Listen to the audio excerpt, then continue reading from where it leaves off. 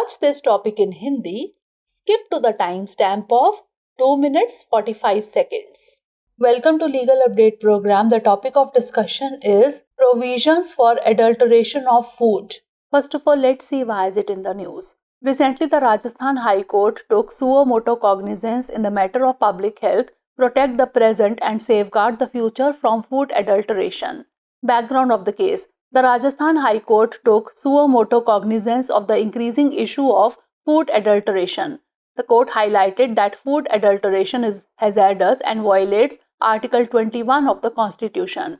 A survey by the Food Safety and Standards Authority of India revealed adulteration in commodities, including toothpaste. The Union Health Ministry's report made similar observations. Notices were issued to various food authorities and concerned authorities regarding this matter. Court observation. The bench of Justice Anup Kumar Dhand issued guidelines to various authorities, including the Ministry of Home Affairs, Union Health Ministry, Food Safety and Standards Authority of India, National Health Services and the Food Research Institute, emphasizing the need to protect the present and safeguard the future from food adulteration. Food adulteration Bharatiya Nyaya Sanhita 2023 or BNS.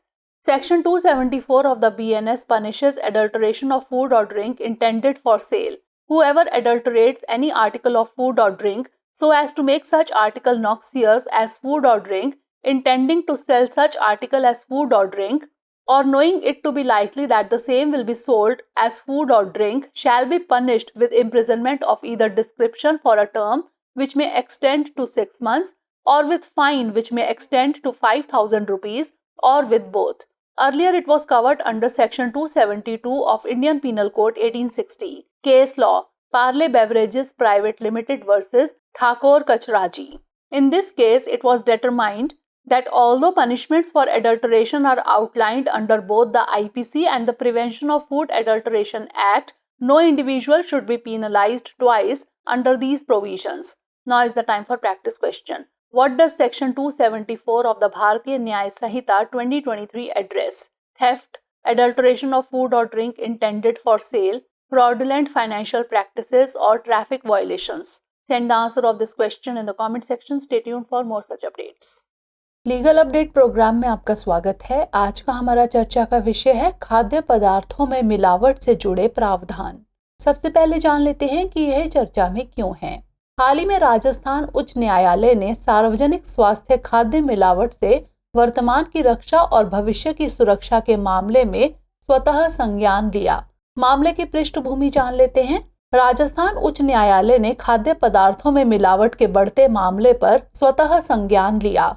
अदालत ने इस बात पर प्रकाश डाला है कि खाद्य पदार्थों में मिलावट खतरनाक है और संविधान के अनुच्छेद 21 का उल्लंघन करती है। भारतीय खाद्य सुरक्षा एवं मानक प्राधिकरण के एक सर्वेक्षण में टूथपेस्ट सहित अन्य वस्तुओं में मिलावट का खुलासा हुआ है।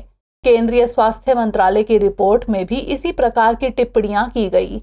इस मामले के संबंध में विभिन्न खाद्य प्राधिकरणों और संबंधित अधिकारियों को नोटिस जारी किए गए। न्यायालय का अवलोकन। न्यायमूर्ति अनूप कुमार ढांड की पीठ ने गृह मंत्रालय, केंद्रीय स्वास्थ्य मंत्रालय, भारतीय खाद्य सुरक्षा एवं मानक प्राधिकरण, राष्ट्रीय स्वास्थ्य सेवाएं और खाद्य अनुसंधान संस्थान सहित विभिन्न प्राधिकारियों को दिशा निर्देश जारी किए, जिसमें खाद्य पदार्थों में मिलावट से वर्तमान और भविष्य को सुरक्षित रखने की आवश्यकता पर बल दिया गया। खाद्य मिलावट भारतीय न्याय संहिता 2023 बीएनएस की धारा 274 के तहत बिक्री हेतु खाद्य और पेय में मिलावट करने पर दंड दिया जाता है।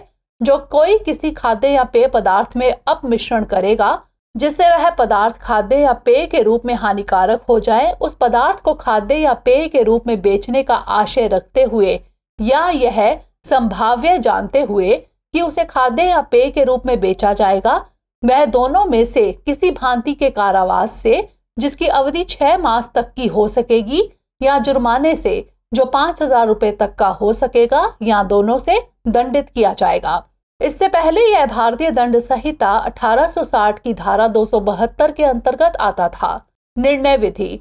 पार्ले बेवरेजेस प्राइवेट लिमिटेड बनाम ठाकुर कचाराजी 1987।